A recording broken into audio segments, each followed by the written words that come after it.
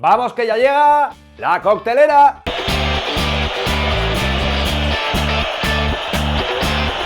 ¿Qué pasa, chavales? Bienvenidos a otro vídeo especial, a la segunda edición de la coctelera, en la que se viene bien cargadita. Os cuento mi faceta runner, también os hago mi top 5 de jugadores sobrevalorados, algún zasca que de otro y, como siempre, el trofeo Nigel de Jong a la peor patada al diccionario. Empezamos con la coctelera. Vamos a empezar la coctelera, como siempre, con los comentarios que leo, y hoy son una radiografía de lo que yo llamo el madridista esquizofrénico. Empiezo con la primera, que fue después de la victoria en Roma. Está escrito como está escrito, pero bueno, de eso hablaremos luego. Carlos Montenegro: ¿qué porquería? Hicimos lo que teníamos que hacer. Lo que es un suertudo como técnico, no sabe nada, no se le ve nada al Madrid nuevamente, bla, bla, bla, bla, bla. Bueno, me voy a quedar en el hicimos lo que teníamos que hacer, porque es que hay un tipo de madridistas que no les vale absolutamente nada. Cuando gana el Real Madrid es porque tiene que ganar, porque siempre tiene que ganar, y cuando pierde es para matar a todo el mundo, al entrenador, al presidente, a los jugadores. Vamos a ver, señores, ¿el Real Madrid tiene que ganar siempre? Pues lo tiene que intentar, evidentemente, pero ganar fuera en Europa tampoco es moco de pavo, y la Roma estará mal, estará como estará, pero al final pues llegó a semifinales el año pasado. Así que si vamos a ser críticos en las derrotas, que me encanta, yo soy el primero, pues también reconocer un mínimo las victorias y que no sea simplemente cumplir el trámite de hicimos lo que teníamos que hacer. Esta en concreto no sé si es madridista, pero bueno, habla de Bale. Yo hice un vídeo que decía Bale la rompe en Champions. No hablaba solo del último partido, sino que hablaba en general de los números que tiene en la Copa Europa comparado con la Liga. Pero bueno, más allá de eso, me responde aquí Gallardo: ¿cuál la rompe? Ese tronco es un imbécil, quiero ver que haga eso en octavos, si es que no le toca el Porto, está claro. Pero vamos a ver, pedazo de... No te quiero insultar como tú has insultado a Bale. Si este tío ha marcado gol en 2 finales de Champions, y la anterior directamente la decidió él con su chilena, ha marcado en semifinales de Champions, ha decidido finales de Copa por sus goles, o sea, respetaros un poco. O sea, que vale, que igual yo estuve exagerando un poco diciendo Bale la rompe en Champions, pero no le pidas que marques goles clave cuando, si algo ha hecho Bale en su carrera en el Real Madrid es marcar goles clave. Mátale, porque hay días y semanas y meses casi que no aparece, pero lo de los goles clave creo que poquitos en el Real Madrid tienen tantos como Gareth Bale en los últimos años. Y este, si yo os reconozco, esto es mi favorito. Ojalá pierdan ante la Roma. Soy madridista, pero estoy en contra de la mediocridad y de la injusticia que están cometiendo con Keylor. Pisotean y echan por suelo la dignidad del que es el mejor portero del Madrid este tiempo, Abel Rodríguez. Aquí lo que me quiero centrar es en el soy madridista, pero quiero que pierda el Madrid por una razón random, de que no ponen a mi favorito, de que el presidente no me gusta, de que han vendido a no sé quién. No, entonces no eres madridista, eres gilipollas, porque si dices que eres madridista y quieres que pierda el Real Madrid es incompatible. Es como decir, quiero mucho a mi padre, pero quiero que se muera porque voy a heredar. A ver, hay que ser tonto. Todo el que os viene con soy madridista, pero desconfiar, os quiere vender alguna burra. Vamos ahora con una cosa sobre mí. Os voy a hablaros de mi faceta deportiva. Hay mucho cabrón por ahí que dice que he engordado, que estoy muy mal físicamente y tal, lo cual, pues a día de hoy lo reconozco, puede ser verdad, pero os voy a decir las marcas que tengo en carreras populares que he hecho, porque es una de las cosas que me gusta, preparar una carrerita de vez en cuando y correr. Y os digo la última, que fue de abril en la media maratón de Madrid, donde hice 1 hora 26 y quedé, creo, como el 200 de 5.000 o 6.000. Una muy buena marca, pero que es mi segunda marca en media maratón, ya que hice una hace unos cuantos años, creo que fue en 2013, esa fue en Vitoria, hice 1 hora 25 minutos. Unos números que ya os digo, pese a que los últimos son de abril, a día de hoy sí que prácticamente no puedo correr ni 10 kilómetros sin tener que parar, porque bueno, estoy reacondicionando un poco la carrocería. Y luego otra de la que me siento más orgulloso, que todavía a día de hoy no sé ni cómo lo hice, ya estáis viendo capturitas para que veáis que es verdad.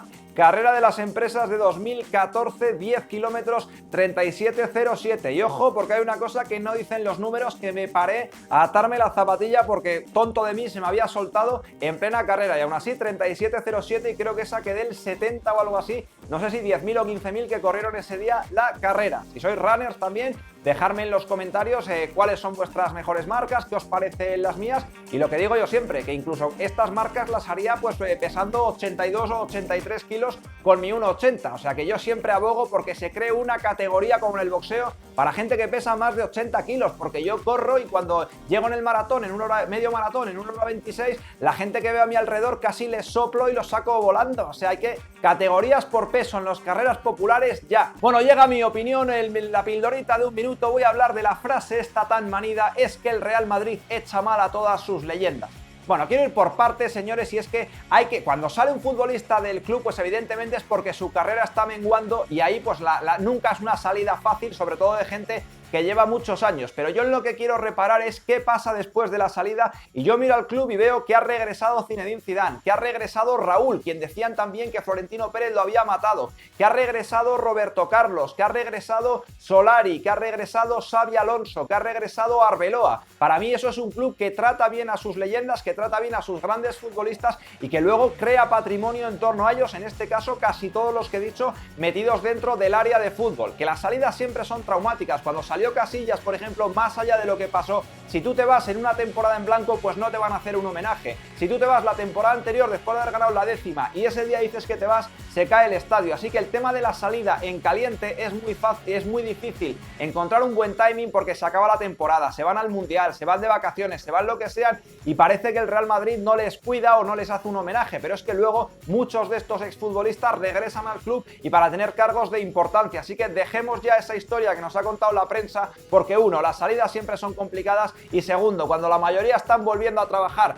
cuando la mayoría dicen esto es mi casa, Ronaldo el Gordo también por ejemplo, pues será por algo. Y vamos con el Nigel de Jong de esta semana. Os encantó esta sección en la primera edición de La Coctelera, ya sabéis que es la mayor patada al diccionario que he detectado, aunque os digo que podría calificar para el Nigel de Jong y para el Albert Luque, porque es que yo directamente casi ni lo entiendo. Marvin del Cid, que no sé si el apellido será junto, no voy a entrar en cómo escribe su nombre. Si son una farsa, qué vergüenza, los aficionados sabemos quiénes son los mejores, una coma ahí. Díganme que han ganado a la para de Keylor Mardito Courtois, envidioso. Es que directamente ni lo entiendo, chaval. Estás acabado. Y vamos ya con el top 5 de esta semana, que son de jugadores sobrevalorados. Número 5, Mo Salah. Y digo Mo Salah y os lo voy a explicar porque es un sobrevalorado si alguien se piensa que es lo de la temporada pasada. Yo ya os ponía paños calientes durante el curso pasado que decía, quiero ver si Mo Salah vuelve a ser lo de siempre o sigue siendo lo de la 17-18. Y hemos visto pues que ha vuelto a ser aquel futbolista de la Roma que era un buen delantero, pero como hay 20 en el mundo. Un aviso a navegantes lo que está pasando con Mo Salah también. ¿Dónde están ahora los que querían pagar 200 millones por este tío y los que decían a Florentino que es un tronco por no traer a Salah? Número 4, el lateral Sergi Roberto. Y digo Sergi Roberto porque es que este futbolista nos lo venden como una oda a la polivalencia, como que es un grandísimo interior, un gran pivote, y sobre todo voy a ceñirme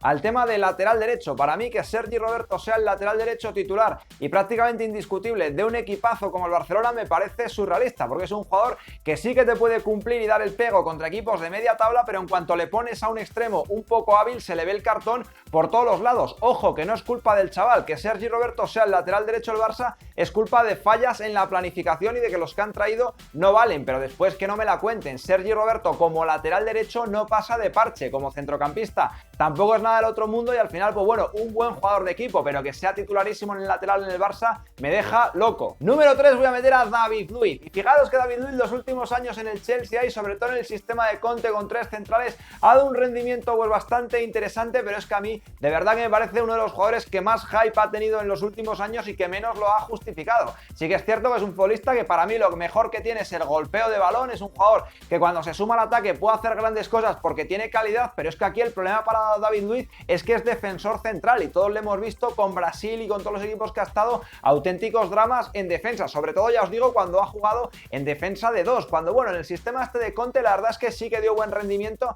pero es que al final David Luiz ha vivido del pelo que tiene, del golpeo que tiene y del carisma que carga, porque es que como defensa central de verdad que vamos, de los peorcitos que he visto a ese nivel en esos equipos en los últimos tiempos. Número 2, Thiago Alcántara, y lo digo mirando para allí, aunque es mi perfil malo, porque este tío lo único que ha hecho en su vida es dar pases mirando para otro lado, lo único que ha hecho es que digan que yo que sé, que es el sustituto de Xavi, que es el sustituto de no sé quién, y macho, al final del día se la pasa lesionado, cuando no, pues tampoco es un tío que es realmente trascendente. En la selección iba a ser la nueva manija de la selección, en el Bayern de Guardiola iba a inventar el fútbol, y al final la realidad es que cuando juega, pues sí, un pase mirando para allí, una ruletita, pero poco más. Y en el número 1 pongo a Marco Verratti. Ya sé que muchos me vais a matar por esta decisión, pero es que, ojo, Marco Verratti es un buen centrocampista, un buen administrador, pero es que la gente que habla de Verratti como un top, que querían pagar 100 millones por él, también me parece absolutamente surrealista. Para mí es un futbolista que no tiene ritmo de juego, que no tiene la velocidad necesaria en la toma de decisiones, que no tiene recuperación, que no se sabe muy bien si es un interior o un mediocentro, que no puede llevar el peso de los partidos.